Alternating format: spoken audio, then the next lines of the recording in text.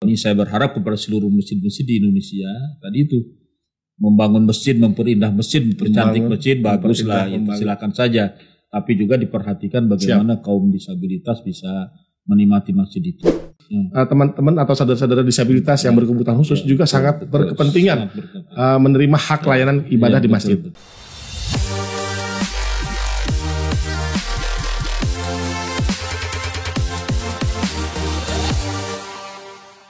Assalamualaikum warahmatullahi wabarakatuh.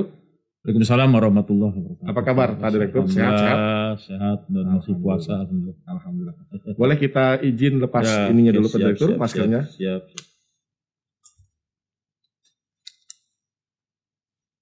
Kita coba dulu. Baik Pak Direktur, selamat datang di podcast Bimas Islam. Terima kasih atas undangannya. Baik. Pak Direktur, urusan agama Islam dan pimpinan syariah membawahi subdit kemasjidan. Dan subdit kemasjidan saat ini memiliki banyak sekali program, di antaranya Masjid Ramah Anak dan juga Masjid Ramah Disabilitas. Nah, kita mungkin akan membincangkan Masjid Ramah Disabilitas. Masjid Ramah Disabilitas kita ketahui Pak Direktur saat ini menjadi sangat penting bagi masyarakat di Indonesia karena 3 faktor. Faktor pertama memang angka dan jumlahnya sangat banyak. Data WHO menunjukkan hampir sekitar 20 juta masyarakat di Indonesia yang disabilitas atau berkebutuhan khusus. Saudara-saudara kita itu tersebut yang memang apalagi mayoritas di Indonesia adalah umat Islam begitu. Dan kita melihat bahwa negara harus hadir ketika memberikan layanan terhadap masjid, maka memang fokus terhadap jamaah disabilitas itu menjadi sangat penting. Yang kedua faktornya adalah bahwa disabilitas itu juga biasanya melekat pada kelompok-kelompok usia tertentu, yaitu lansia Pak Direktur. Karena kita tahu di usia 50 atau di usia 40 apalagi dengan keinginan masyarakat yang ingin tetap ke masjid, tapi kemudian mungkin fasilitas dari masjid yang kurang begitu, itu juga mungkin menghambat para lansia, orang tua yang ingin tetap beribadah ke masjid, namun mungkin fasilitasnya tidak mendukung.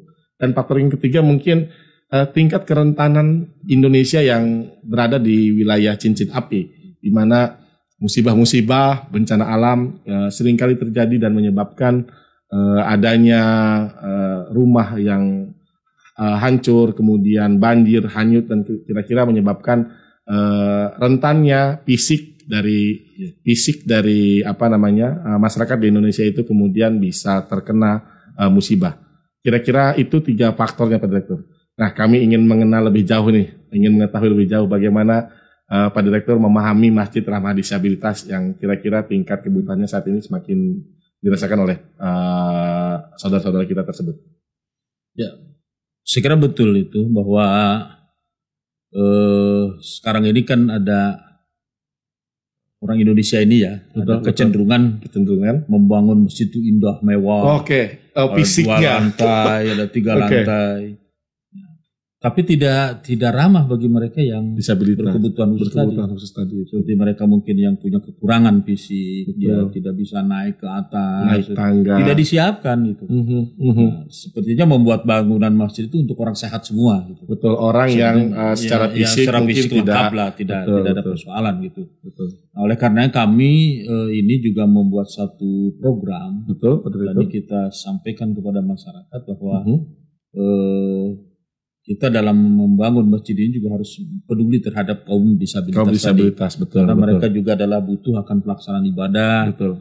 Mereka juga ingin hak-hak batiniahnya untuk melaksanakan ibadah juga kita penuhi gitu. Betul. Jadi kita juga menghimbau kepada semua takmir.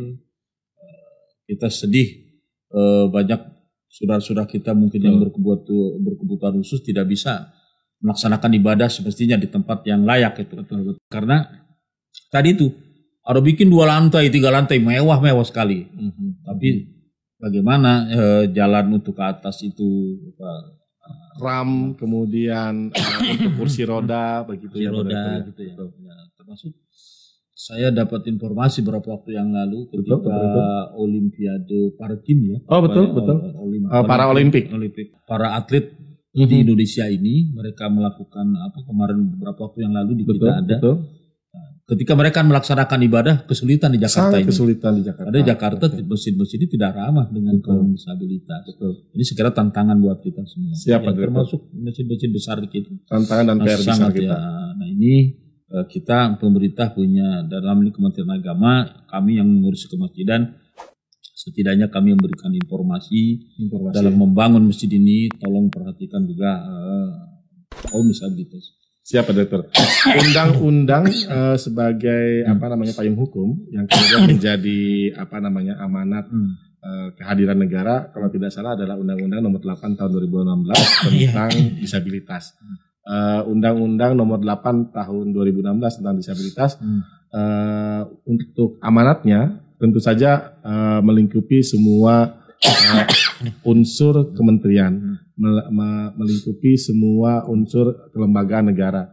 Maka memang Kementerian Agama hadir untuk memenuhi amanat undang-undang tersebut, tentu bertahap. Dan kita melihat bahwa harapan Pak Direktur yang sangat penting tentang bagaimana para takmir, para perangkat di kemasjidan, baik di tingkat pusat maupun hingga daerah, baik di tingkat masjid raya sampai masjid jami, masjid besar di tingkat desa, bahkan itu harus saatnya mengubah mindset bahwa penting untuk membangun fisik, kira-kira begitu. Hanya bahwa kemudian bukan hanya menyisipkan, memberikan perhatian khusus terhadap akses layanan bagi kelompok disabilitas, bagi masyarakat disabilitas juga harus diutamakan. Minimal untuk akses tangga.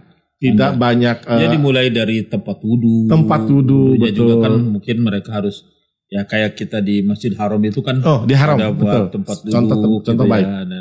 Terus. Jadi dia bentuknya lebih ketika saudara kita yang berkursi roda, ketika dia pindah dari kursi roda ke tempat untuk mengambil air, itu justru jaraknya lepas. Dan kemudian itu bisa duduk betul dengan enak. Dan ketika sama naik ke atas, kita juga siapkan ada jalan khusus, betul yang bisa kursi roda naik. Betul. Yang bidangnya mungkin tidak terlalu juga curam, tapi dia lebih landai. Betul. Dan ini kita bayangkan ketika kita bisa negara hadir dan kemudian mungkin memprovokasi tanda kutip begitu, memberikan arahan secara tegas bahwa perhatian dalam membangun fisik sangat penting, tapi untuk kemegahan itu juga sangat mulia. Namun tidak kalah lebih mulia ketika memang perhatian terhadap akses yang ramah disabilitas juga diutamakan. Karena memang jumlah saat ini memang cukup besar di Indonesia. Dan kita melihat Pak Direktur bahwa regulasi sudah ada. Dan pendekatannya pun kami kira untuk di Urais itu tidak hanya terhadap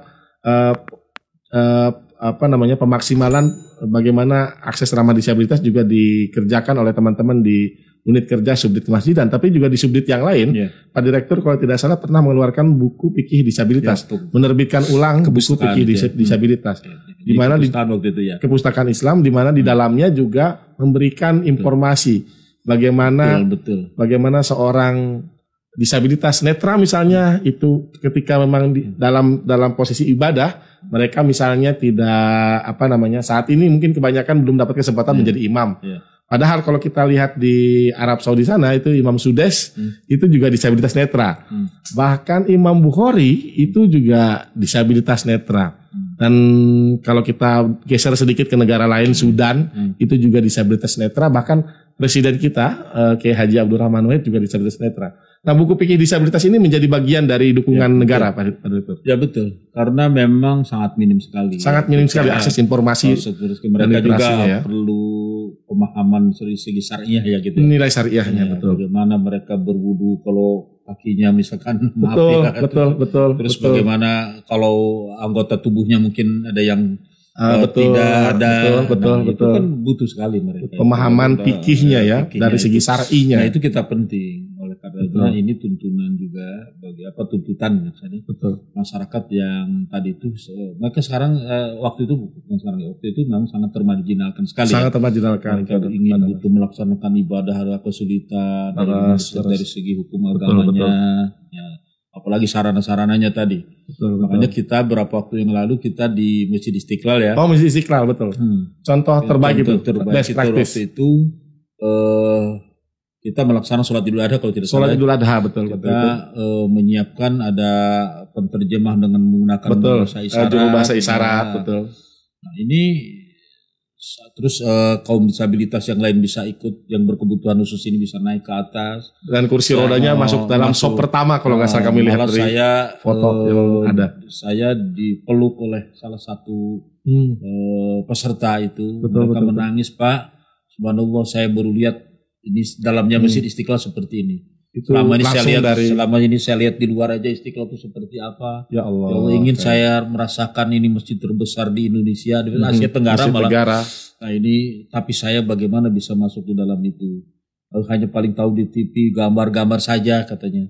Sekarang saya berada nangis di depan saya.